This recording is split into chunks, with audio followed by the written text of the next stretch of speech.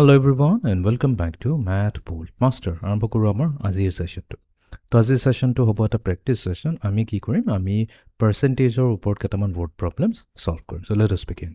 Question number 1. ইয়াতে কৈছে of all the species in the world, এই পৃথিৱীত যিমান species আছে, 4 out of 5 are insects. তো আমাক কৈছে যে 4 out of 5 ঠিক আছে, এইটো এটা আমাক ফ্ৰেকশ্যন দিয়া আছে। এনেকুৱা নহয় কি ইয়াতে 5টা ইনচেক্ট 5টা এনিমেল লোৱা হৈছে বা স্পিচিছ লোৱা হৈছে, তাৰ ভিতৰত 4টা ইনচেক্ট বুলি কোৱা হৈছে ন। এইটো এটা ৰেচিঅ' দি আছে, 4:5 ৰেচিঅ' মানে আছে আমাৰ।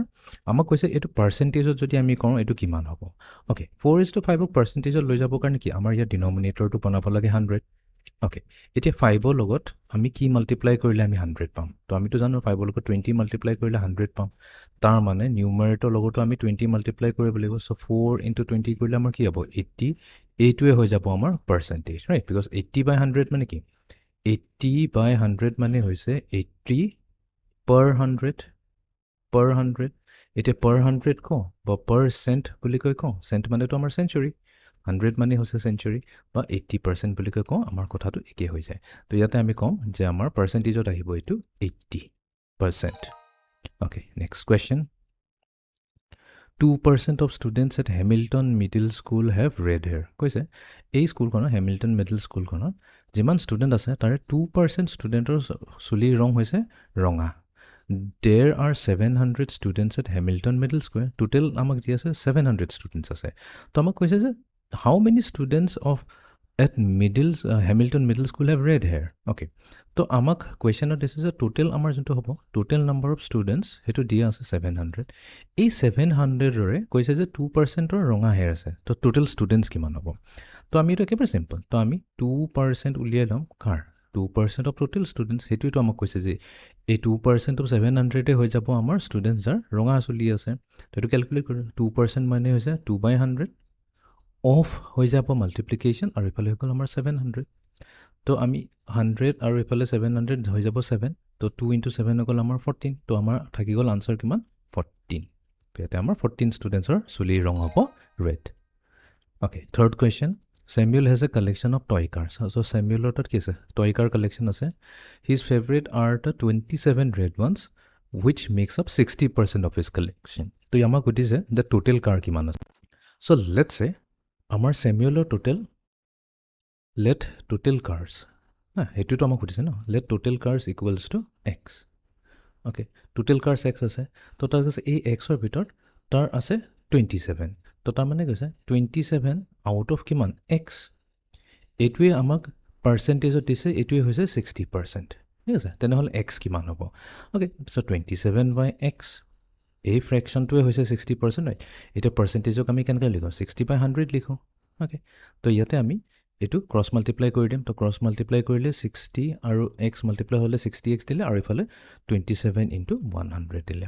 অ'কে, তেনেহ'লে এক্স হৈ যাব 27 × 100 ডিভাইডেড বাই 60। তো ইয়াতে 0 and 0 গ'ল।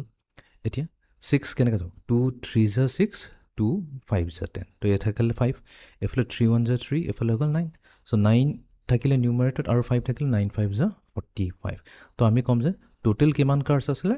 45। এতিয়া যদি আমি প্ৰব্লেমটো আকৌ এবাৰ বুজিবলৈ চেষ্টা কৰোঁ, তাৰমানে ইয়াতে কৈছে আউট অফ 45 চেমিউলৰ কেইটা আছে? 27টা ৰেড কাৰ্ছ আছে। এইটোকে যদি আমি পাৰ্চেণ্টেজত ওলাওঁ, সেই পাৰ্চেণ্টেজটো হ'ব এক্সেক্টলি 60%। অ'কে, এইটো হৈছে আমাৰ ফাইনেল আনচাৰ। অ'কে, এতিয়া আমি যাওঁ next কুৱেশ্যনটোলৈ। A coin contains 9 grams of nickel, 16 grams of copper for a total weight of 25 grams.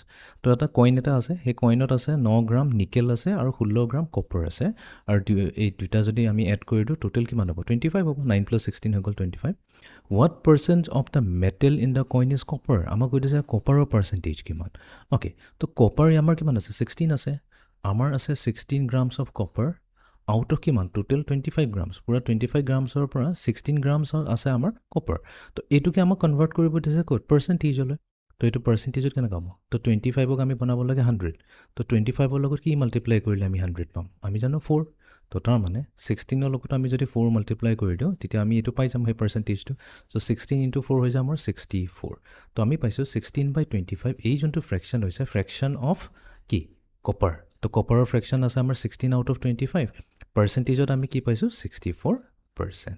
তো এইটো হৈ যাব আমাৰ আনসাৰ তো ইয়াতে আমি টাইপ কৰি দিম 64 okay next question while waiting for a video game to download you notice that 30% of 32,000 kilobytes have been downloaded so far how many kilobytes have been downloaded so far তো এটো কৈছে যে আমি এটা ভিডিও গেম ডাউনলোড কৰি আছিলো তো video game download কৰোঁতে 30% অলৰেডি ডাউনলোড হৈ গ'ল আউট অফ 100% এতিয়া সেই 30% ত মানে কি হৈছে 30% অফ টোটেল কিমান 32,000 আমাৰ আছে টোটেল কিলোবাইট কেবি আছে 32,000 কেবি তাৰে 30% আমি ললো ঠিক আছে তো আমাক সুধিছে কিমানখিনি ডাউনলোড হৈ গ'ল সো 30% অফ 32,000 হৈ গ'ল আমাৰ যিমানখিনি ডাউনলোড হৈ গ'ল তো এইটো ক্যালকুলেট কৰিলে হ'ল 30% মানে হৈছে 30/100 আৰু এফালে আছে আমাৰ 32,000 অফ মানে কি হৈছে অফ মানে মাল্টিপ্লিকেশ্যন তো এতিয়া দুটা জিৰ' তলৰ পৰা গ'ল দুটা জিৰ' নিউমাৰেটৰ পৰা গ'ল তো আমাৰ কি থাকিলে 320 into 30 মাল্টিপ্লাই কৰি দিম দুটা জিৰ'টো আহি যাব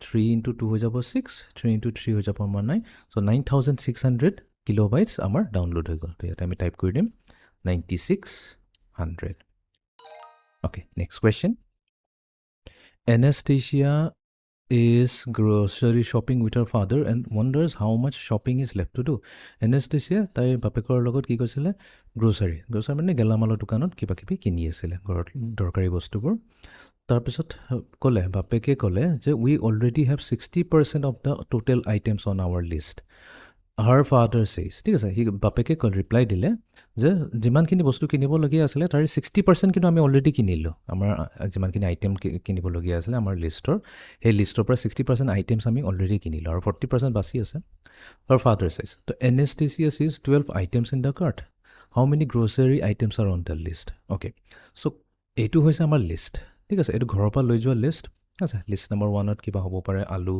পিয়াজ 3 এনেকা কয় এনেকা বহুতখিনি আছে 5 6 7 8 মইতো গুটেখিনি লিখা নাই 8 লৈকে লিখিছো 9 10 11 12 বাৰ হ'ব তো তাই দেখা পালে 12 আইটেমছ ইয়াতে হ'ল 1 2 3 এনেকা কো গৈ প্লে 5 6 7 8 9 10 11 12 12টা আইটেমছ কিনিলে কিন্তু এই 12টা আইটেমছটো কমপ্লিট হোৱা নাই আৰু আছে 13 14 15 এনেকা কো আৰু বহুত আছে বিকজ কোৱেশ্চনটোত কৈছে যে এই গুটি লিষ্টৰ পৰা অনলি 60% আইটেমছ কিনা হৈছে ঠিক আছে আৰু তাই দেখা পালে যে এই টোটেল কিমান আছে 12 আছে তো আমাক সুধিছে how many grocery items on the list okay আমি লিষ্টত নেজানো কিমান আছে লিষ্টত আছে আমাৰ এক্স ঠিক আছে তো আমি যদি ইয়াৰ 60% লওঁ 60% অফ এই গোটেই লিষ্টটো যিমানে হওক সেইটো যদি আমি এক্স লওঁ সেই 60%টো আমাৰ তাত অলৰেডি প্ৰেজেণ্ট আছে আমি এইখিনি কিনিলোঁ আৰু সেইটোতো আমাৰ লিষ্টত অলৰেডি টিক মাৰ্ক কৰা আছে যোনটো এনাষ্টেচিয়াই দেখা পালে চ' সেই 12টো দেখা পালে তো এতিয়া আমি এক্সটো হৈছে আমাৰ টোটেল সেইটো টোটেলটো আমাক উলিয়াব লাগিব তো 60% অফ এক্স মানে হৈছে 60/100 ইনটু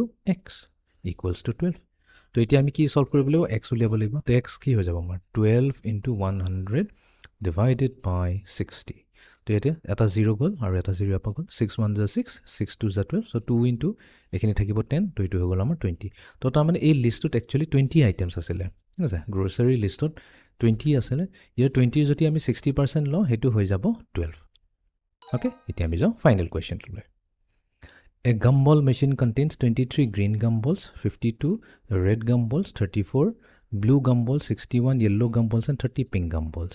তো এটা gumball machineত ইমানখিনি gumballs আছে ঠিক আছে আমাক সুধিছে কিমানখিনি percentage of gumballs are red এটা কিমানটো পাৰ্চেন্টেজ red হয় ইয়াতে আমি কিন্তু নকওঁ ইয়াতে আমি ডাইৰেক্টলি ক'ব নোৱাৰো ইয়াতে ৰেড কিমান আছে 52% বুলি ক'লে ভুল হ'ব ন 52টা ৰেড গাম্বলছ আছে আমাক কিন্তু পাৰ্চেন্টেজটো দিছে পাৰ্চেন্টেজৰ কাৰণে কিমান ল'ব লাগিব 52টা ৰেড গাম্বলছ আছে হেতু কিমান ল'ব লাগিব আউট অফ টোটেলটো এতিয়া আমি চাব লাগিব কিমান আছে টোটেল মেচিনত 23 আছে গ্ৰীন 52 আছে ৰেড 34 ব্লু 61 yellow আৰু 30 হৈছে পিংক এই গুটিখিনিক আমি এড কৰি দিওঁ so 3 + 2 5 5 + 4 9 9 + 1 10 okay 1 carry over so 1 আৰু 2 হৈ গ'ল 3 3 + 5 8 8 + 3 11 11 + 6 17 17 + 3 হৈ গ'ল আমাৰ 200 তো তাৰ মানে টোটেল আছে 200 আউট অফ 200 52টা ৰেড গানবলছ আছে ইয়াৰ পাৰ্চেন্টেজটো ওলাব দিছে ওকে এটোটো ফ্ৰেকশনহে হ'ল বাট আমাৰ কামটো হৈছে আমাৰ যোনটো পাৰ্চেন্টেজত ওলাবলৈ হ'লে আমাৰ ডিনমিনেটৰটো হ'ব লাগিব হদাই 100 এটা 200 ৰ পৰা 100 কেনেকা হ'ব 200 ৰ পৰা সৰু হৈ গ'ল আমি জানো 200 ক যদি আমি 2 ৰে ডিভাইড কৰি দিও আমি 100 পাম তো এইটোৱে ক'ব যে আমি নিউমাৰেটৰকো আমি 2 ৰে ডিভাইড কৰিব লাগিব তো 52 ক যদি আমি 2 ৰে ডিভাইড কৰো তো আমি পি কে পাম 26 পাম এতিয়া 26 বাই 100 মানেতো হৈছে 26%, তো এইটোৱে হৈ যাব আমাৰ ৰেডৰ পাৰ্চেণ্টেজ। তো ৰেড গাম্বলৰ পাৰ্চেণ্টেজ হৈ গ'ল 26%। অ'কে, তো এনেকুৱাকৈ আমি পাৰ্চেণ্টেজ ৱৰ্ড প্ৰব্লেমবোৰ ছল্ভ কৰিব পাৰোঁ। আই হোপ বস্তুবোৰ গোটেইখিনি ক্লিয়াৰ হৈ গৈছে। অলপ প্ৰব্লেম ষ্টেটমেণ্টটো ভালকৈ পঢ়ি চাব, বাকী একো ডিফিকাল্ট নহয়, একেবাৰে easy problem. So' see you in the next session. Thank U.